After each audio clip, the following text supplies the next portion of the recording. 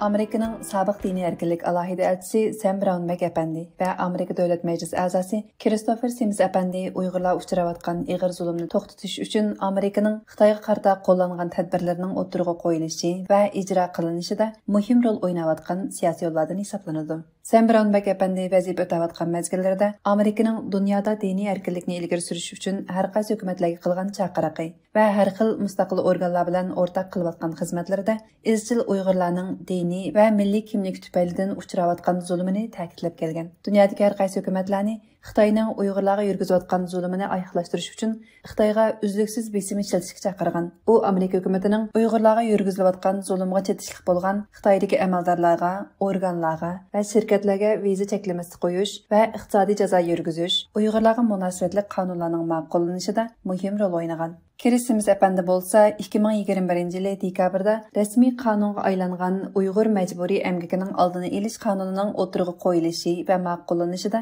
turtkilik rol o'ynaganlarning biri bo'lib, Avom palatasi va Kengash palatasi Moliya komitetidan bu qonunni ijro qilishga kerakli xarajatni o'stirib berishni talab qilgan. Onundan boshqa yana Kirisimiz efendi o'tgan yili 29-iyul kuni Uyg'ur rayonidagi Uyg'urlar qaratilgan sistemalik kishilik huquq dafsandachiligiga bo'lgan tonishni yuqori ko'tarish va 21-asrdagi eng cho'ng sistemlik elib berilayotgan bu dafsandichilikni hal qilishni maqsad qilgan qonunlarni qo'llash uchun xizmat qiladigan Amerika Davlat Majlisi Uyg'urlarni qo'llash korpusining qurg'uvchilarining biri.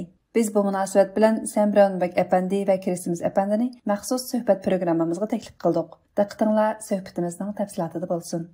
Ma'lum bo'lganidek, Xitoyning Uyg'urlar qaratgan irqiy qirg'inchiligi, insoniyatga qarshi jinoyatlari davom qilyotdi. Buningga qarata qo'llanishga tegishli eng unumli tadbirlarni nimalar deb qaraysizlar? Sam Brownback efendi, oldi bilan sizning fikringizni anglab baqqan bo'lsak. I think we need to tie more economic sanctions to the genocide. Menimcha irqiy qirg'inchilikni to'xtatish uchun Xitoyga qarata texnik ko'p iqtisodiy jazo tadbirlarini qo'llanish kerak. Shuning unumi eng ko'rinarli bo'ladi. Masalan, Uyg'ur majburiy emgakining oldini olish qonunining ta'siri yaxshi bo'layotdi. Shuningga o'xshash qonunlarni texnik kengaytirish kerak. Bizning ittifoqdoshlarimiz Uyg'ur majburiy emgakining oldini olish qonuniga o'xshash qonunlarni chiqarib, Xinjiangdagi majburiy emgak chetish mahsulotlarni import qilishni cheklash kerak. Boshqa davlatlarmi Xitoydan kirgizilgan barliq mahsulotlarning majburiy emgak chetishlik emasligini isbotlash kerak. Biz bu xil qonunni butun kuchimiz bilan dunyoga kengaytirishimiz kerak. Men Uyg'urlar, Tibetlar va boshqa bostish uchrayotgan millatlar haqida chiqarilgan nurg'un qonunlarni bilaman. Lekin hech qaysisining Uyg'ur majburiy emgakining oldini olish qonunidek amaliy unumi bo'lganini anglamadim.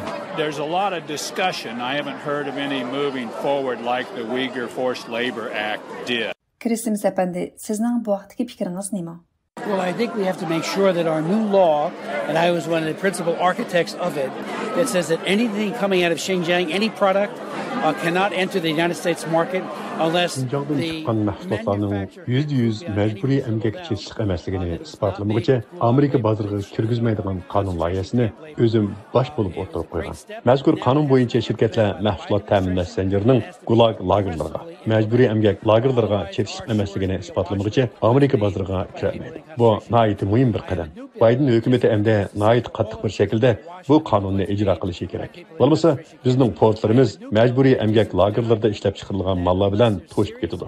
Yana bir qonun loyihasini o'tirib qo'yapman. Bu qonun loyihasiga asoslanganda Xitoydagi kishilik huquq dafsanchiligi bo'lib Uyg'urlarga yurgizilayotgan irqiy qirg'inchilik to'xtamaguncha Xitoydan kelgan mahsulotlarni cheklash va ularga qo'yilgan bayni oshirish kerak. Preferential treating status to come here.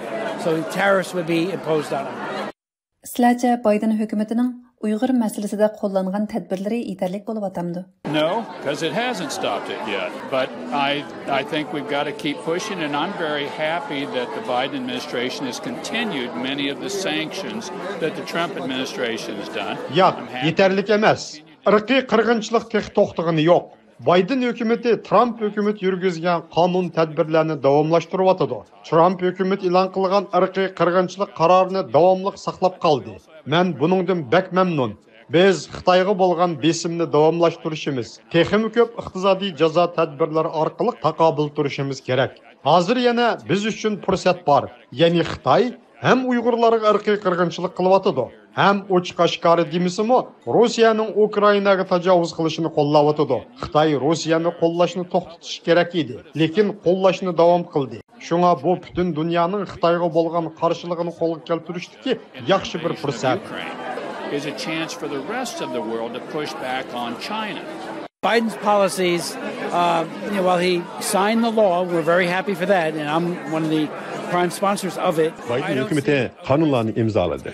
Men bu asaslı qo'llovchilardan biri bo'lish sifatim bilan xo'shal. Lekin ijro qilishda keskin bo'lmayotdi. Xi Jinping bilan 2 soat telefon suhbati qilgandimi, keskin bo'lmadi. Amerika prezidenti albatta madaniy bo'lishi kerak, lekin cho'qim keskin talablarda qat'iy bo'lishi lozim edi. Xitoy irqiy qirg'inchilik qilyapti. Qonunlarni o'tkazgan bilan har fursatda cho'qim keskin ijro qilmasa, irqiy qirg'inchilikni to'xtatishga o'rin bo'lmaydi. Xitoy bilan bo'lgan har qanday bir suhbatda irqiy qirg'inchilik suhbatning beshida, o'ttirida va oxirida cho'qim tilga elinishi kerak. Agar tilga elinmasa, bu xuddi natsist Germaniyasi bilan suhbat o'tirganda Yahudi qirg'inchiligini tilga olmagandakla bir ish bo'ladi. As the opening, in the middle and at the closing, because it's like talking to the Nazis and not bringing up the Holocaust. Sam Brown McEpandi, mushu 5 ayda Birleşken Devletler Teşkilatı Kişilik Hukuk Ali Komissari Michelle Bachelet xanım Xitoyda ziyoratda bo'ladi ekan. Siz bu ziyoratga qanday qaraysiz? I think it's a good thing that she's going, but she has to have unfettered access or she needs to not go. Bachelet xanımning Xitoyda ziyoratda bo'lishi aslida yaxshi bir ish edi. Lekin agar cheklimisiz bir shaklda ziyorat qilishga ruxsat qilinmasa, borganidan bormagani yaxshiroq. Bachelet xanımning Xitoy ziyorati cho'qim cheklimisiz bo'lishi kerak. Ya'ni o'zi xohlagan yerlarga berib tekshirilishi, o'zi xohlagan kishilar bilan ko'rishib, ahvol egallashi kerak. Uning ziyorati Xitoyning jinoyatini aqlaydigan fursat bo'lib qolmasligi lozim. And talk to people freely and not get this whitewash. Kiristimiz efendi, siz o'tgan yili Xitoyning Uyg'urlarga qaratgan irqiy qirg'inchilik masalalarini hal qilish uchun Amerikada Uyg'ur masalalari alohida elchisi ta'sis qilishni talab qilgan ekansiz. Bu taklif haqida to'xtalib beramiz. Bu vaqtda biror ilgirlash bormi? I introduced both a bill and then I introduced an amendment when a Men bill Avam was Palatasining Tashqi ishlar komitetiga bir qonun loyihasi va bir taklif sungan edi. Takliflarim qabul qilindi, lekin texi palatada ovozi qo'yilmadi. Bu qonun loyihasi va qo'shimcha takliflarim cho'ng qonun loyihalari bilan birga ovozga qo'yilamdi yoki ayrim qo'yilamdi. Ish qilib, agar qabul qilinsa, Uyg'ur masalasiga mas'ul alohida xodim tayinlanadi. Men burun mushundaq alohida elchi qo'ydigan qonun loyihalarini sunib boqqan. Ular qabul qilingan va unumi bak yaxshi bo'lgan. Alohida elchi prezident bilan bevosita aloqa qiladi. Alohida elchi uningdan keyin taklif fikrlarni hammamizga yetkazadi. Shunga bizning Uyg'ur masalasi uchunmi alohida bir elchiga ehtiyojimiz bor. So the special envoy with direct access to the president becomes the point person and then rallies everybody, and I think we need a special envoy. Sizlarning yana qanday fikr takliflaringlar bor?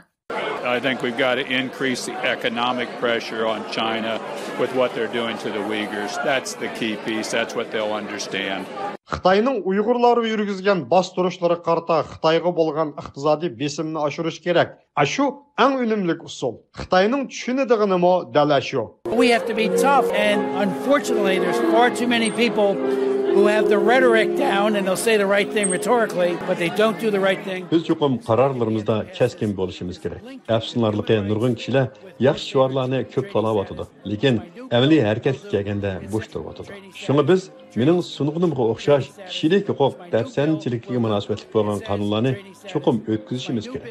Agar Xitoy kishilik huquq dafsanchiligini mushu suratda davom qilsa, men sungan yangi qonun loyihasi bo'yicha Xitoy Kompartiyasi o'zining dunyodagi atalmish yaxshi obrazini yo'qotadi. Agar Xitoydan mal kelgan taqdirda kishilik huquq dafsanchiligi tufaylidan Xitoy mollariga bojni o'stirish lozim. And all those goods will have huge tariffs affixed to them.